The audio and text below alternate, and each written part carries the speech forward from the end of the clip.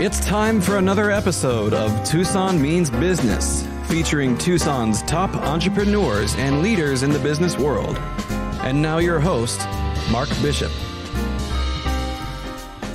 And welcome again to another Tucson Means Business, and a couple of very exciting, well, they are businessmen, all right. They've been around a long time building businesses in this city, and by gee, are they successful. The show itself, of course, is brought to us by the 49ers Golf and Country Club, and they've been around a long time as well. And they call it the Phoenix at the moment because you wouldn't recognize it. It's beautiful, and so is all the new buildings, and so is the restaurant and the Rincon Grill and so on, and we'll be talking about that a little bit later on. But Tucson Means Business, proudly brought to us on the Business Radio Network here in Tucson, coming to you from the Stewart Title Building on Broadway. My guest today, let's talk about them. Brett Wright. He's the owner and he's the president of D&H Air Conditioning and Heating Company. Welcome, Brett. Thank you very much. Nice to have you. His grandfather, Arthur Duhamel, and his partner was Harry Hawk. They founded the company in Tucson way back when men were men and women loved them for it. That was 1959, right? Absolutely. He says he literally grew up in the business, tagged around with his grandpa, and by age 6 and by his teens, he was digging ditches and working in the shop before studying business at the U of A. So it's fair to say, Brett, that you're part of the furniture, as they say. Definitely part of the furniture. I'm a fixture. All righty, so that's guest number one. He's going to be a lot of fun today. The other fellow, I think you've heard of him before, by the name of Howard Stewart. Who? Howard Stewart. Oh, that's the president fellow of AGM. He is indeed. AGM Container Controls and a lot of other things. Tucson-based manufacturing company with 145 employees. And AGM has an employee stock ownership program. As such, every AGM employee is either an employee owner or in the process of becoming such. AGM manufactures environmental control hardware for missiles and other electro-optical equipment.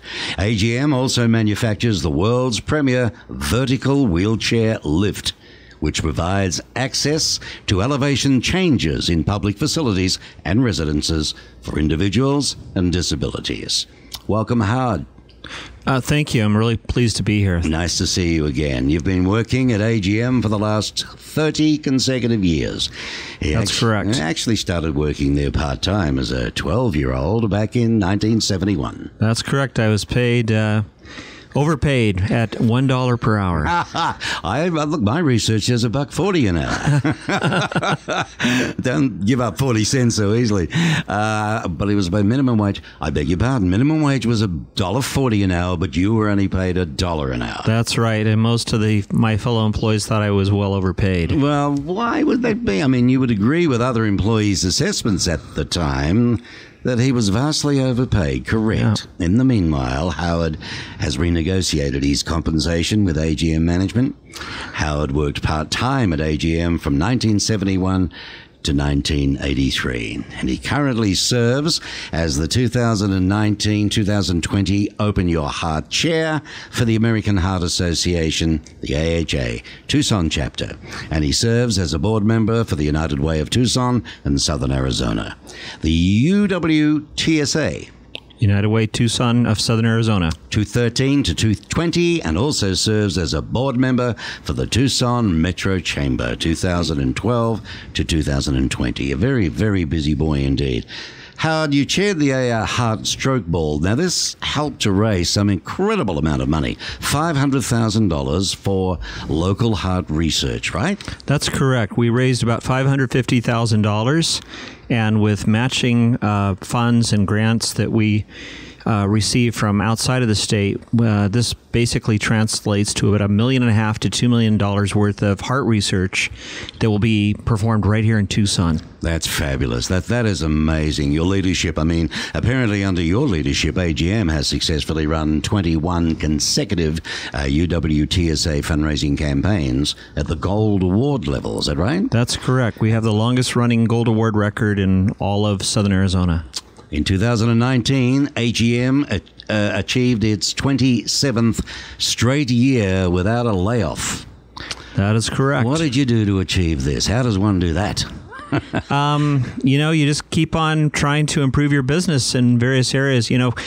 Inevitably, you're going to have product lines that struggle here and there, and you just have to make sure that everybody's cross-trained so that they can help out in other areas. And you also have to make sure that you're growing your business at a fast enough pace that there will never be a need for a layoff. Well, by recreating AGM's college tuition reimbursement plan, this is a record 26% of your workforce attended college in 2018. You must be pretty proud of that. I am. I'm very much pleased with that, and we hope to push it up further in the years ahead. There's a marvelous initiative in Tucson going on called Fly Tucson First. We're going to come back and talk to you about that a little bit later on, because I know it's a favorite one of yours, and you're doing a lot towards it. Now, Brett. Yes. You bought the company in 87. That's correct. My granddad was getting to the place where he wanted to retire a little bit more. I say that because if you're a starter of a company like that, you never completely retire. You just come in and open mail and keep an eye on everybody else, especially me. But to make it official, I bought the company from him in 1987. Well, there you go. I mean, Brett Wright we're speaking to is the owner and president of D&H Air Conditioning and Heating Company here in Tucson. Been around for a long time, celebrating 60th anniversary. The family-owned business continues to provide consistent, high-quality, expert HVAC services throughout southern Arizona. The company, in fact, is doing an exciting first, as they're in the process of building an HVAC workforce training center. It's opening in 2020. Where is this location going to be, Brett? The new building is in the Evans Business Park, which is just adjacent to Park and Ajo. So it's down near the airport area. Okay. Pretty handy. Lots of parking. Plenty of 61 spaces. Wow. We had to count them. We had to count them because that was part of the zoning requirement. Let's look at D&H, shall we? Word has it that 4 core values has set D&H Air Conditioning and Heating apart from the competition. So if I was to, ask you straight out, what would they be? Well, there's more than 4, but the 4 primary values are service. I mean, delivering great service to our clients in the marketplace and to our employees. Mm-hmm. Innovation. It's been a hallmark of ours. As we've talked just a minute ago, you have to constantly innovate your company or you're in trouble. Sooner or later, you're in trouble. Knowledge. We focus a lot on training, and everybody has to stay trained, from myself all the way down through every level of the company. And lastly, experience. And this is what really delivers it to the marketplace, because we're actually working on our 4th generation of the company. We started as residential custom home builders, which was when my granddad was running the company full time. Mm-hmm. And then as I moved into there after completing my studies at U of A, I thought that it might be time for a change a little bit to move in a couple of other directions, and we went into commercial new construction. Okay. And then that one was not much more fun than residential new construction, and we moved into direct service to our clients. So we're not working through a general contractor anymore. We're providing services directly to the marketplace, and that's kind of where we found our home. Clients that are purchasing our services directly tend to want a little bit different than somebody that's going to buy a building somewhere down the road. So this is our calling. We work straight for our homeowners and business owners directly, and that was our 3rd generation. And now we've been doing this for probably about 25, 30 years, and we're ready to move into this new building, right, and take it to what we call the 4th generation or evolution of our company. And we're really excited about that. Wow. It sounds exciting, doesn't it, Howard? I mean, definitely. Sounds like they're doing a lot of correct things to... Yeah, well, you're both a couple of, movers and shakers. There's no doubt about it. So what a great show we've got lined up today. A couple of real big heavies, I'll tell you. Now, D&H has been Southern Arizona's leader in this particular industry since '59. And today, through investments in hiring, training, equipment, and technology, what a good 4 to go together, huh? You seem to be well prepared for major technological changes coming into the industry.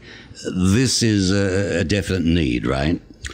There's no question about it. There's really a couple of parts that have been coming together for a long time, or three parts, if you will.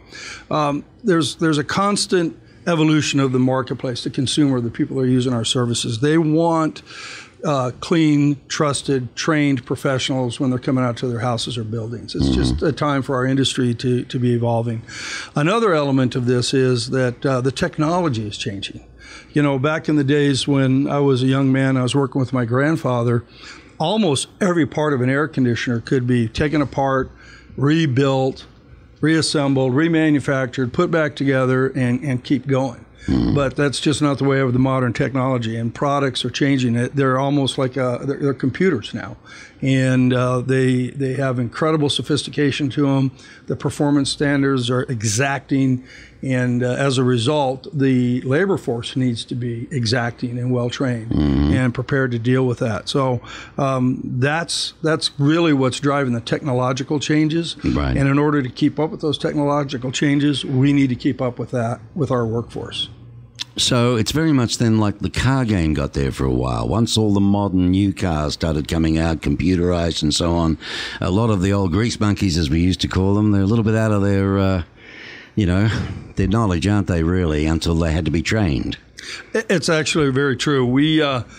I often use this story when I talk to people about what's happening in our industry. We used to do business with a gas station, a service station, as we called them. It was on the corner of River Road and Oracle, and there was a guy there that we'd get our gas there, and we'd also get him he'd put tires on for us if we needed a brake job or a carburetor, and everything was done kind of in-house. And one hand washes the other is what my granddad always taught me. Make sure you do business with the people in your community and you support them if you want them to support you. And so we always went there, and it was a great relationship. You really knew everybody. And one day the owner came up to me and he said, you're going to have to find somewhere else to get your vehicles, your trucks worked on pretty soon. I'm like, well, what's happening? He goes, we're changing what we do, and we're going to become a convenience store that sells gasoline. And I'm like, really? How's that going to work out for you? And he goes, I hope it works out real good. I'm just getting tired of being covered in grease, working on my knees underneath cars, and this is going to be awesome. We're going to sell newspapers and lottery tickets, beer and potato chips, and I won't be on my knees getting dirty. And that's exactly what happened. And so you see industries like that all around us. When I was a kid, growing up in Tucson, we would walk through the desert with canteens of water, and we would go to the Rexall drugstore that was owned and run by a guy that owned the pharmacy, that ran that pharmacy. And we'd have hamburgers and Cokes and stuff, and then we'd hike back home.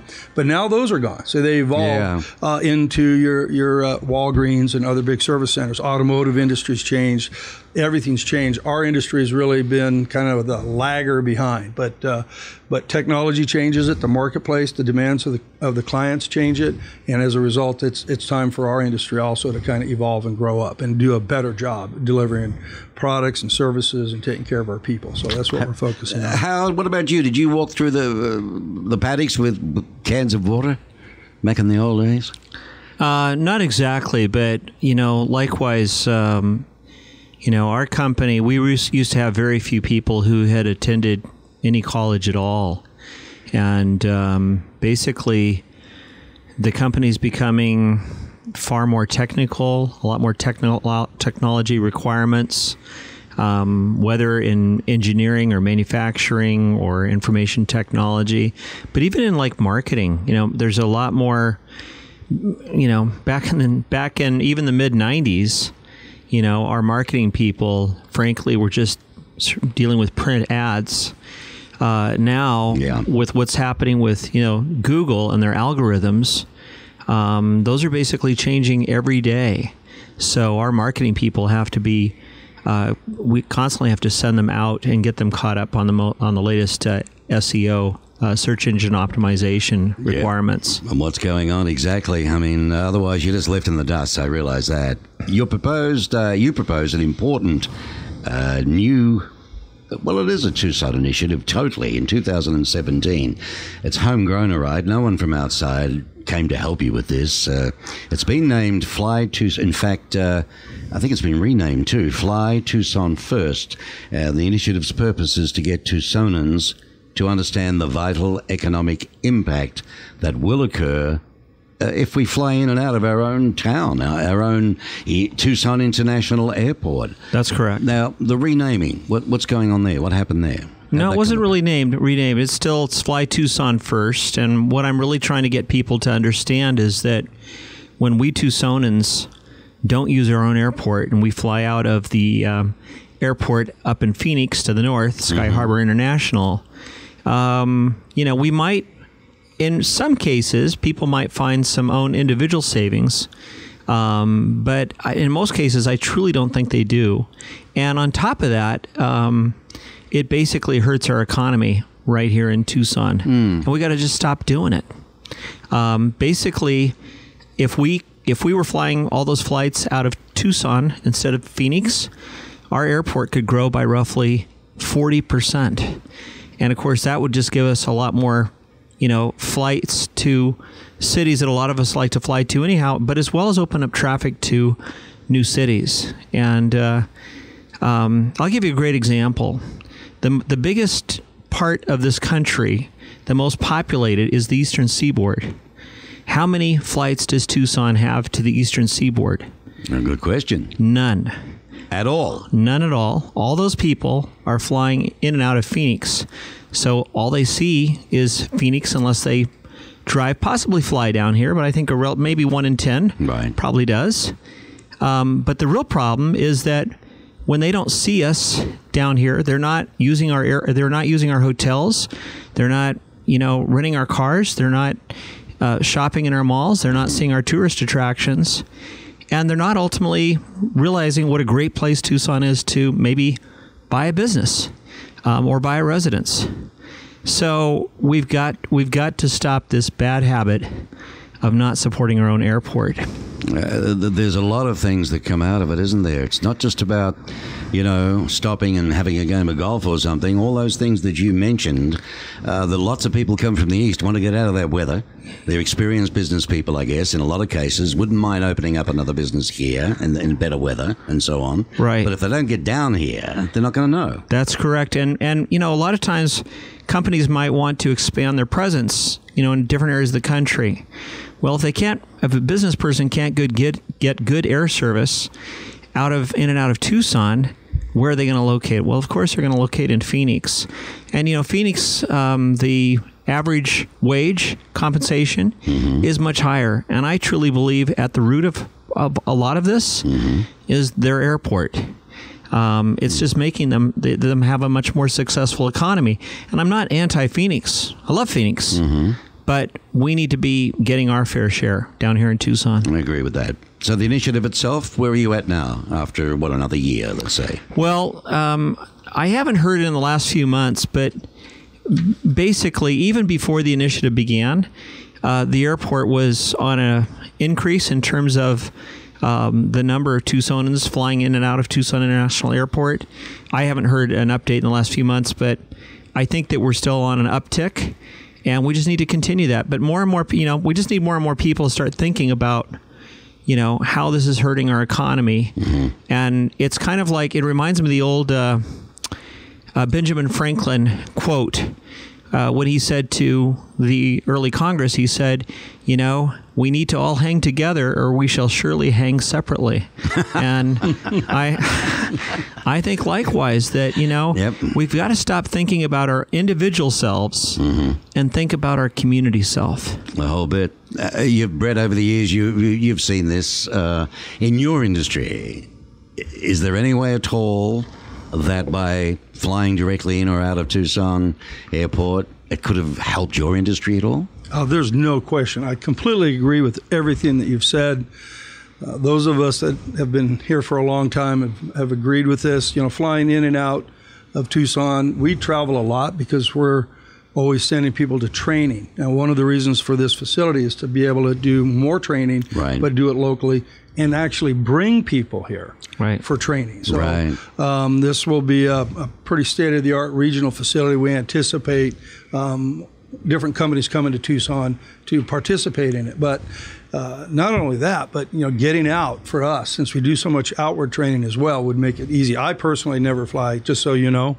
I never fly out of Phoenix. I'm pleased to hear it, Brett. I just won't do it. I'll find a flight to go out of Tucson without exception. And there's a practical side to that as well, because I completely agree with your position. We have to support each other, whether it's Right. restaurants or flights or whatever. So I'm a Tucson person 100%. But going to Phoenix is very inconvenient. To your point, it's more expensive to travel than people think. And it's always fraught with some problem, whether it's construction or an accident. I've known people that have missed flights going back and forth to Right. Phoenix, or been Right. delayed for 2 or 3 hours on the freeway. It's just not a really practical solution anymore. You're totally correct, and I think if you look at the IRS reimbursable rate right now, I think it's around 55 or 58 cents a mile or whatever it is. But it's I'd say the average Tucsonan probably has to drive 210 miles times that rate. Right. So that's another factor. Their parking typically costs 3 to 4 times what ours does, and a lot of times people go, "Well, my flight's so early, I might as well go up and stay there overnight." Correct. And then, of course, in that case, they're going to have breakfast somewhere in the morning, and likewise, they get back home late and they have some sort of meal up there. And it's just, we've got to stop the nonsense. Another factor is that when you drive here to the Tucson airport, for most of us, it's a relatively short, safe drive. I don't think that can be said of people who are having to get on the road and make that long drive back and forth to Phoenix. It's just not as safe. I don't like it. I'm one of them. I'll put my hand up for that. One of those. Yeah, we don't go there. That's the whole thing. Howard, you've been a winner most of your life. You're a pusher, but you get things done. You think of the community. In 2018, you were named CEO of the Year by Tucson Local Media. In 2009, AGM was recognized as America's Small Business of the Year, and the U.S. Chamber of Commerce as well. And in 2002, Howard was recognized as Tucson's Small Business Leader of the Year. So a few little pats on the back there, Brett. And the fellow knows what he's talking about. You know what I mean? He certainly does. And I love to hear it, too. I hope everybody out there listening agrees. And here's one I really do like he's initiated. You stated that 26% of AGM employees attended college in 2018, right? That's correct. Why does AGM believe that a college-educated employee is so valuable to your workforce that you support this program strongly? Once again, the world's just getting to be a more and more complicated place.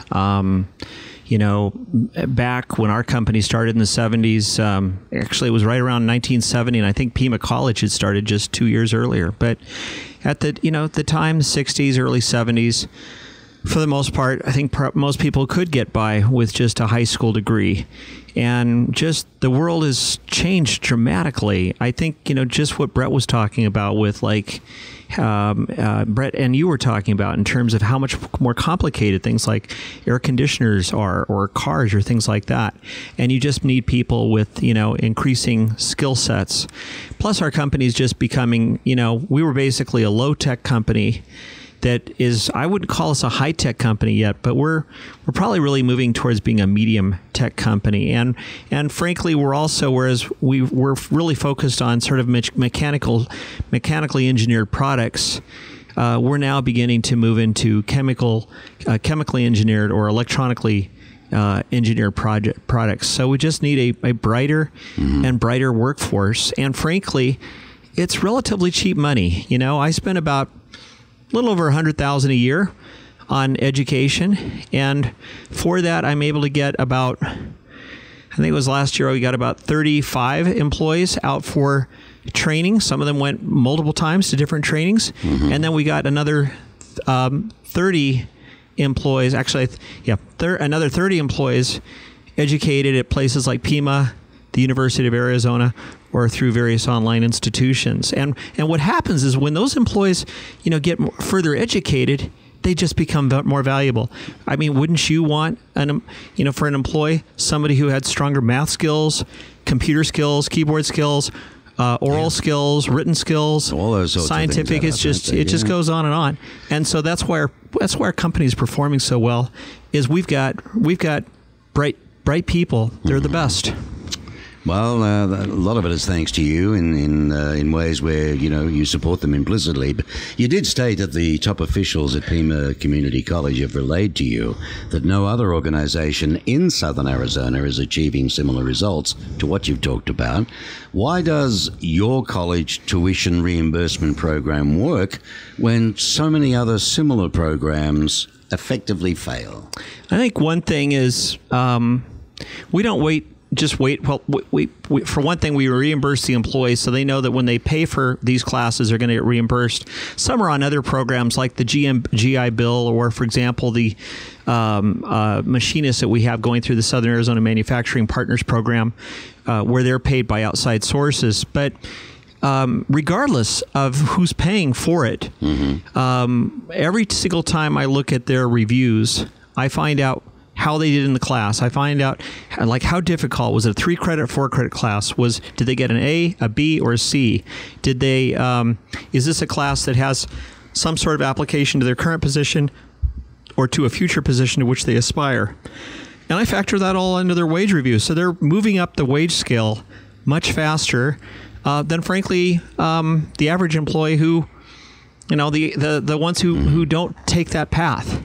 And so they know that's going to happen, and so it just encourages more and more of them to get involved. Right. We also do a lot of saluting to the people who are pursuing education, and whenever we have our quarterly meetings or state of the company meetings, there's usually some sort of announcement about people who are succeeding on these degree paths. Right. Well, it's my understanding that you'll even reimburse your employees for coursework that has nothing to do, in fact, with your business or personal interests. Give us some examples of some of this coursework and help me to understand why would you support that? A great example is a couple of years ago I had a young lady, smart young lady, who chose to pursue nursing. And I said, yeah, sure, we'll support that. The reason I did it was because, for one thing, I think life is short.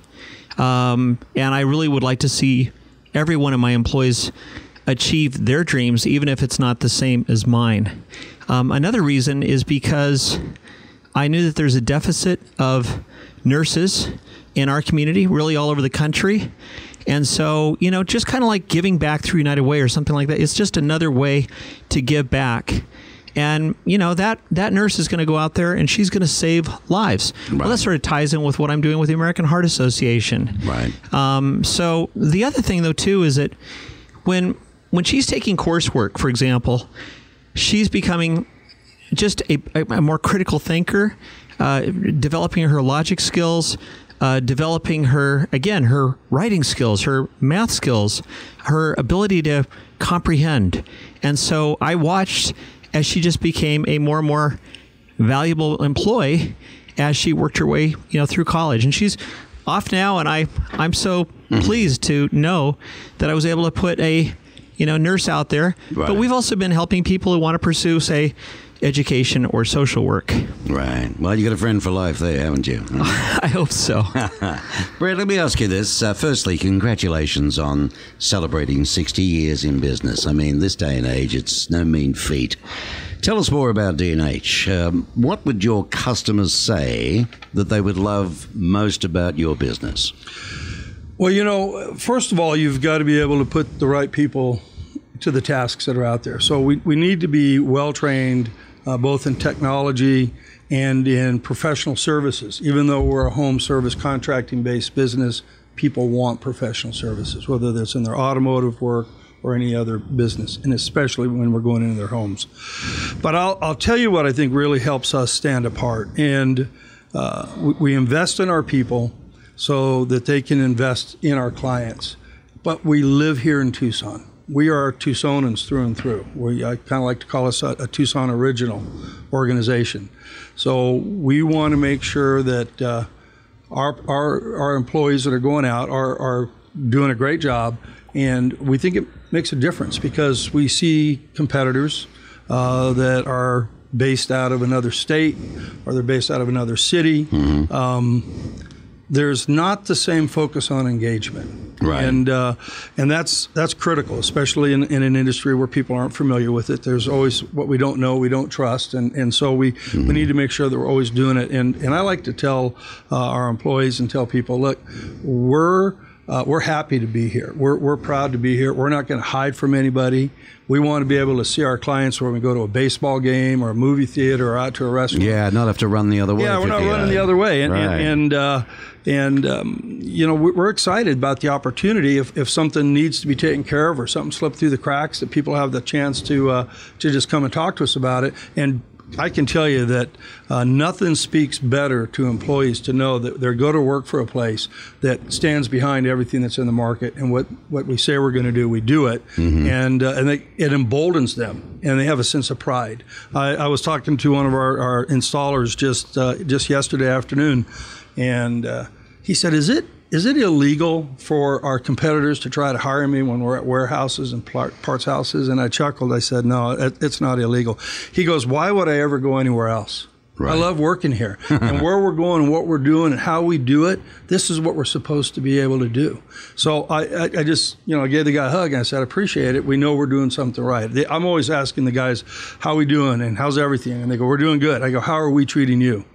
And they're just not used to being asked that. How are we taking care of you? So I applaud what you're doing as far as college education and supporting your employees, because the other thing that does is it just raises everybody's commitment to each other as a team and to the business overall, and then to what their agenda is. So for us, it's providing services into the marketplace.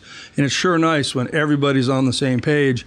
You don't have to look over your shoulder. It works better when we're all have the same vision and the same goal and the same understanding of what the guy next to us is going to be doing. Right. And that's Brett Wright speaking. In case you just tuned in, this is another podcast episode of Tucson Means Business, where we feature leaders in our community who are doing marvelous things. And D&H CEO and president and chief cook and bottle washer, the fellow's been there for years. He's doing some wonderful stuff. And when we come back, we're going to ask Brett about this wonderful new training center. It's the first of its type in southern Arizona. And, of course, the other gentleman is Howard Stewart, CEO of AGM Controllers, and well-known in town for all his wonderful work in the community and philanthropic, and not so well-known for his dancing, but we'll talk about that a little bit later on. We are here thanks to the 49ers. Are you a golfer, Brett, by any chance? I used to golf with my dad when I was younger. I just haven't had a chance to do much of it lately. I'm working so much. And what about you, Howard? You don't get much time, do you, really? I don't. I likewise used to golf, but that fell off my radar a good 25 years ago or so. Well, it was 25 years ago when the 49ers, I mean, it's been through a lot, and the locals know that, but now it's like the Phoenix, the ashes. It's wonderful. It's been just about totally regrown. It's looking beautiful. Of course, this time of year, there's seating and so on, but it's not just that. It's all the new buildings there. So if you've got a wedding coming up, or a bar mitzvah maybe, or a 21st, or anything you want to celebrate, maybe you're having a baby and you want the girls, there's a room that'll suit for whatever you've got. And the gym, of course, well, that's fully equipped, and there's ladies and guys and all sorts of different things for either, and all mixed. So there's plenty to do at the club, and you're welcome. Just give them a call and say, look, send me out something, or have a look on the site, in fact, 49ers.com, and you'll be able to see all the various things that are going on. And that includes the brand new lovely Rincon Restaurant Grill with the executive chef and Mackenzie Taylor, the brand new executive chef. And of course now she is also the head thing, what do you call it, chief cook and bottle washer there, I forget the title of it, but it means she runs the joint, all right? That's the Rincon Grill, but she's a marvelous chef, and she'll know anyway. She listens, she likes to laugh. Listen, Brett, tell us more about this wonderful training center. I mean, it's a big house, right? On a few acres or something, right? Well, I'll give you a little bit of the background behind it. Like we talked about earlier, that everything's evolving, and approximately in the United States, we're 20 million skilled labor employees shy. So This is a huge number, and it's been this way since the 80s when my granddad first got me involved in some industry associations. And since the 80s, nothing's changed to improve the situation. A lot of people are going to college or they're out looking for jobs, and a lot of vocational schools went away. I know in my high school they don't teach it anymore. And so we've continued to have a shortage nationally. And there's really three elements to this that's not a good cabal for a nice solution, and that is we're short to begin with. And out of that pile that's still working, every year more people are retiring. They're just getting done with it, and we don't really have a lot of younger people or facilities to train adults to get back into it. And so, like anything, when we ignore it and demand continues, when we have economic recovery, we're short, and so everybody's fighting for the 10 people that are available, and there's no place for us to bring new people in. So I, along with most of our industry, have been waiting for somebody else to do something. Somebody else has got to fix this. Somebody else has to address it.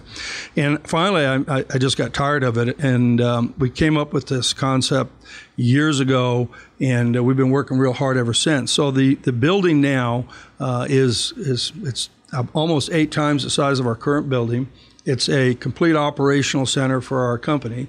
So it houses our business operations, which is call center, dispatching center, HVAC service management and field managers, technicians, installation managers and install field managers, all the employees, inventory, everything that goes on in that building that's necessary for our business. And we've got all of our business elements of it in an upstairs area. But the downstairs area is really the best part. It's where the business is. I think I'm going to get a cubicle down there when we're done so that I can stay there. And the reason is, what we created here was a classroom. This classroom is a high-tech facility with the ability to stream information into the facility and use the facility as a training host to stream information back out. So it will seat easily between 40 and 50 people at a time. And then we've married that with a lab, an equipment lab. So all the types of new equipment and even some of the old equipment that's been around for years will be out there. And we're connecting that with our primary manufacturer, which is Daikin. They came into the United States a few years ago. They built a facility here. Huge, yeah. They're the biggest one in the world. And everywhere they go, they manufacture locally, which we like. So it's an American manufactured product. So before this, though, I'm visualizing you would have to train in the field. Yes. Right? Yeah.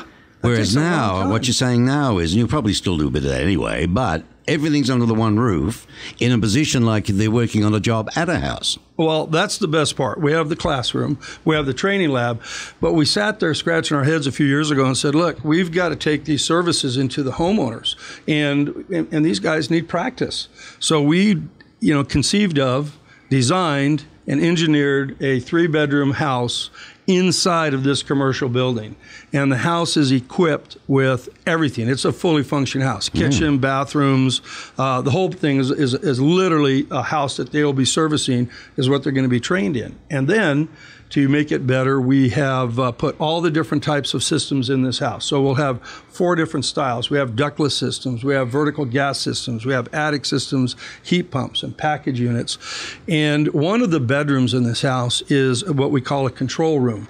So every one of those systems will be able to be isolated. Right. And then we will be able to simulate failures inside of a particular system. Okay. The house has equipped with closed circuit, color, 4K, audio, visual, all over the cameras, so that what will happen is we'll put a role player in there, perhaps a customer that volunteers or a spouse of an employee, and technicians will be sent there as they test out. So we'll teach, train, and perfect in this house.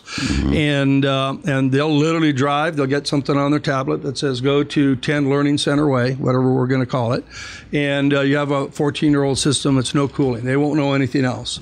They'll come into the building, they'll go to the house, they'll knock on the door. The homeowner will only know that they've got a 14-year-old system that's not cooling, and our technicians will need to go through the in-home process that we have, which is very specific, very staged, so we don't miss anything. And a lot of it is in communicating to our clients what they've got. So in a particular scenario like that, it's 14 years old, they'll find a bad compressor, and they'll give choices. We always give options to our clients. We don't like to tell them what to do. We like to provide them with choices, so they always have at least 3 choices. In this scenario, the homeowner would say, we're going to replace it. And the tech says, that's great. We'll send a comfort advisor to it. This is like the graduation test, like the final exam. A comfort advisor will only know it's a 14-year-old unit.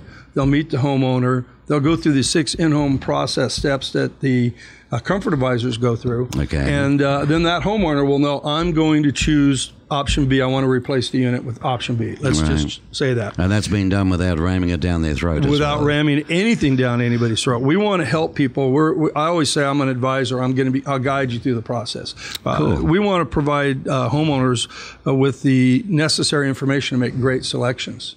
So once that's done, then we'll literally have an installation team go there, and they'll remove that system, protect the house. They have to use drop cloths and booties and proper, everything that we do. And they'll literally pull that system out and install a brand new system under the watchful eye of the training coaches. And then anybody that says, oh, I did that, well, you didn't, we did, they'll be able to pull out the chip and self-evaluate their own performance. How about that? And we'll be able to certify each one of those employees for every one of the steps, from technical steps to professional service steps inside that house, before we turn them loose on the marketplace. And part of that training, because we're a fully functioning contracting company, is as the employees are going through the different levels of training, they'll be matched with senior technicians and senior installers, and they'll literally have an opportunity to do on-the-job training. So there'll be classroom, there'll be equipment lab, there'll be the train and perfect house, and then there'll be ride along. So it's no excuses, mate. There's no excuses, and I'll tell you from what we understand, it's the only contractor-based certified training facility like it in the country. Wow. So when we're done, there'll be nothing else like it, and we don't think anything's ever been done possibly in the world. So we'll see how that right here in a little old Tucson. Yeah, little old Tucson. Listen, what would you say to someone about why they should consider a career in HVAC, as I call it, versus a 4-year college experience? You've explained a hell of a lot of it already, haven't you? I got to tell you, what a great time for us to be on this podcast together, because I'm a big believer in college education period. Like you said, it develops critical thinking, it develops a lot of skill maturity, perspective, balance, conversation, communication, excellent. However, it's not for everybody. There's a large percentage of high school graduates that don't want to go to college, whether it's the cost of going to college, or they feel like they need to mature, or they want to get out and make money right away, or any number of 100 reasons. And so we want to be able to reach out to students getting out of high school, students completing college. Big proponent of that, and actually even adults that want a career change, and we want to target military people coming out. So why is this a great career opportunity? Because you can come in and get a definite career out of it. These trades aren't going anywhere. You can't have economic development. You can't have flights. You can't even have an airport without people building the airport. That's right. And maintaining the air conditioning systems and the plumbing systems. That's it. It's not going away. And because there's fewer and fewer people, actually we have technicians that come out of there, and we've got kids in their 20s making, $75,000, $110,000, $150,000 a year between different departments. So there's a big attraction because the costs. No, it's a real career. Yeah, it's a real career. A real career, make top money that works. And they don't have any big debt when they get What about there. enrolling? Someone wants to do it right now. They've heard the podcast. Wow, quick, how do I do on? What do they do? Well, really the best way to do it is get a hold of our social media and get in touch with us, because the building is expected to be done. We're anticipating November, and then we'll start putting together all the training elements of it. In order to have a certified training facility, our trainers have to go to Houston. They have to be taught and trained, and then they come here and they certify us. So we expect that we'll start putting students together in this thing probably the second quarter of 2020. So begin to reach out to us. We're happy to begin taking applications. We'll keep it on record and just start to get them lined up. So when do you think you'll be open? The training center will be open next year. Probably my goal would be to be around April, and the building will be moving in November. So we'll get in there for a few months, get all the squeaks and rattles tightened down, and really start focusing on the training facility. That's the heart of the business for us. It'll be great. My heart is a lot like yours in that we got to give back, right? We've been around for a long time. My granddad was a big believer in supporting the community. My favorite professor was a Dr. Bueller at the U of A. He was an economics professor, and 1A, Economics 1A said, if you're deriving income and benefit from a community, it's your obligation morally to give back to that community. There you go. And so I've never forgotten that. So we want to get people in. We want to build careers for people. Our goal is not to have employees, but to have careers so that they can, we call it zero to hero. Come in, go to work, get trained, and retire. And eventually we want to be able to put branches up in other states, other cities, so we can keep people moving forward. So that's we'll excellent. See. It's a long, it's a big dream, and it's a big good dream. luck with it. But, well, you're making it happen, so it's becoming real. Yep. Howard, you're a spokesperson for the movement Achieve 60 AZ. Still? I am. You are? Yes, Good. Thank God for that. What is that? At least here in Southern Arizona. I've only spoken a few times up in Phoenix. But what's the organization all about? What's its mission?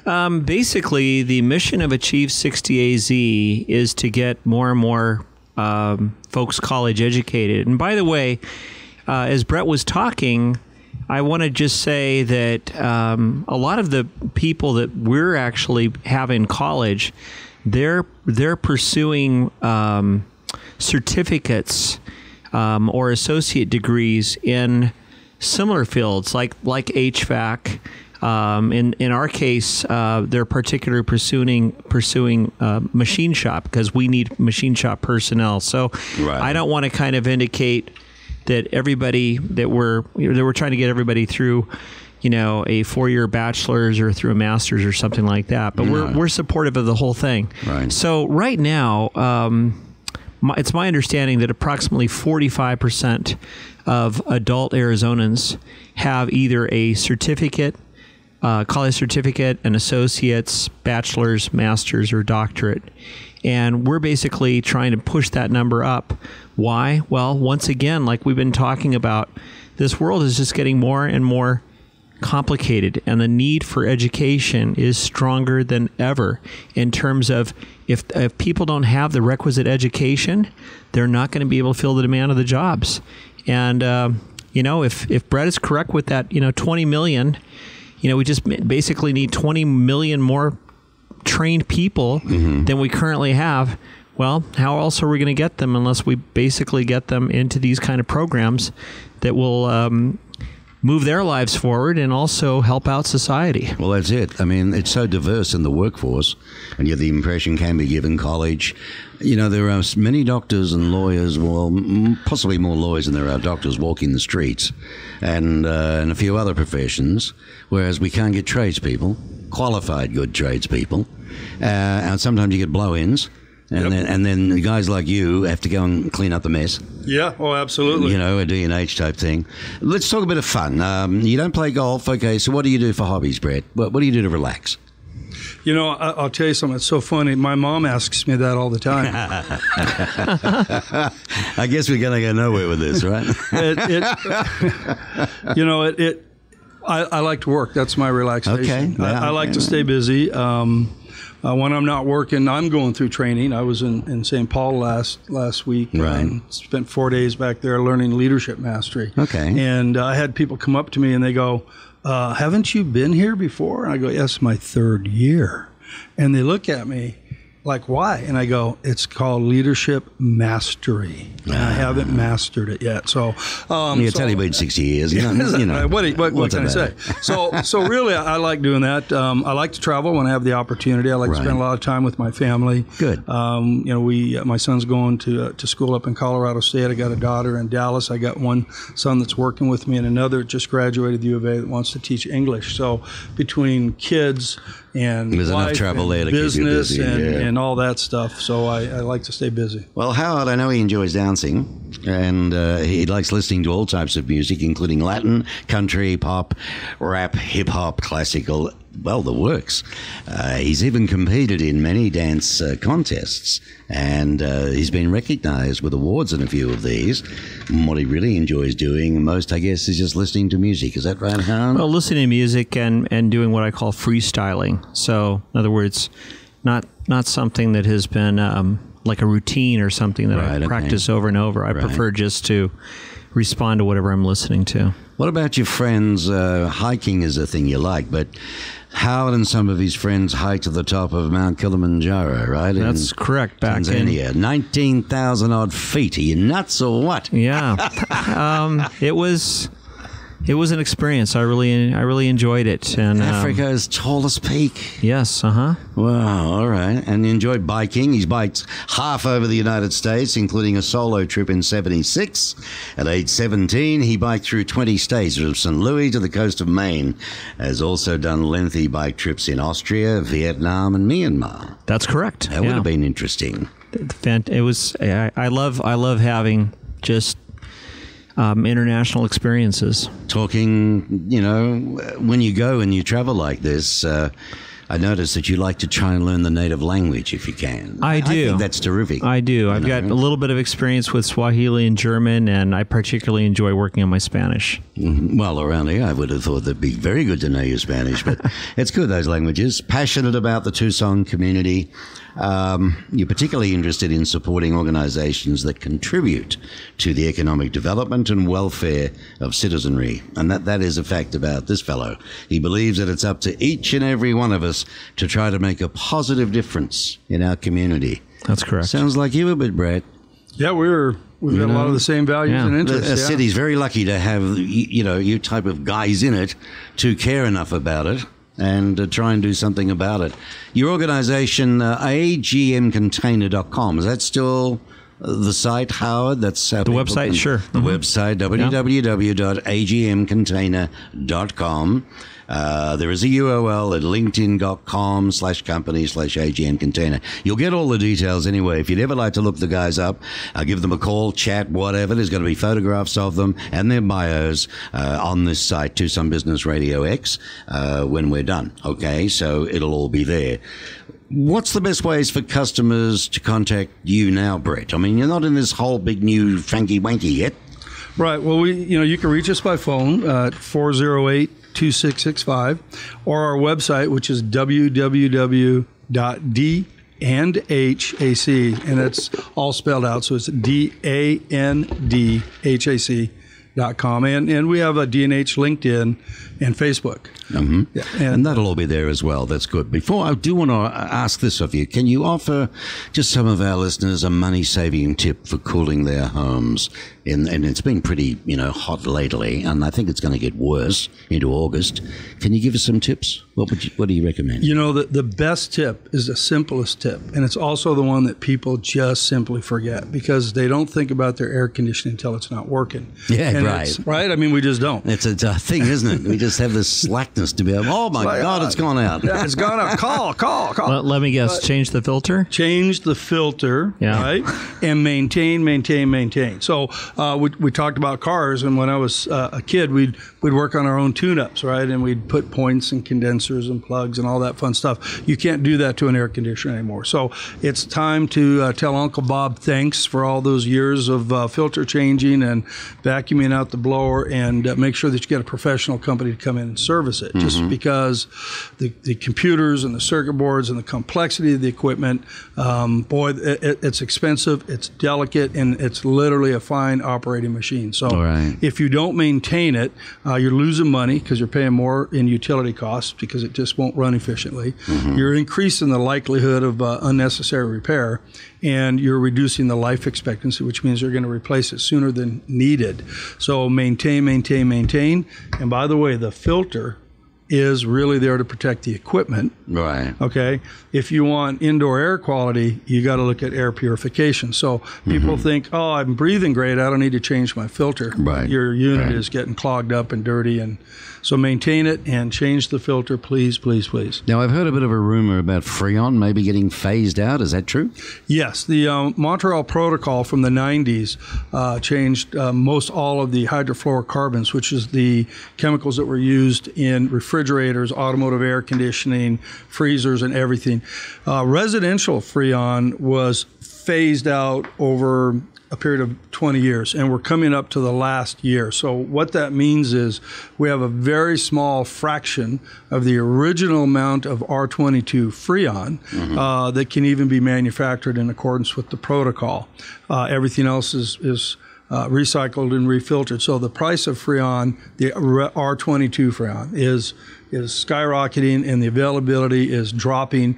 And the new chemical, which is R410A, is what all the new equipment uses now. Right, so the point is if you've got an older system, we know that gas, it's kind of like changing from leaded gas to unleaded gas. We know it's just basically going away.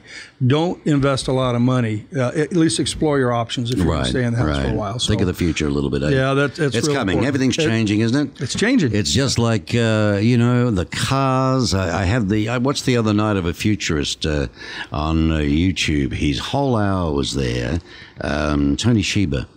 And this guy's never been wrong. And I tell you what, some of the things and the predictions he was talking about, unless you think of it now, and you, as heads of your companies, you must constantly be looking at and considering how to stay ahead of the game all the time. Definitely. You can't avoid it. It's everything that we look at and everything we do. We ask ourselves, how does that apply to us? How does it apply to us? Yeah.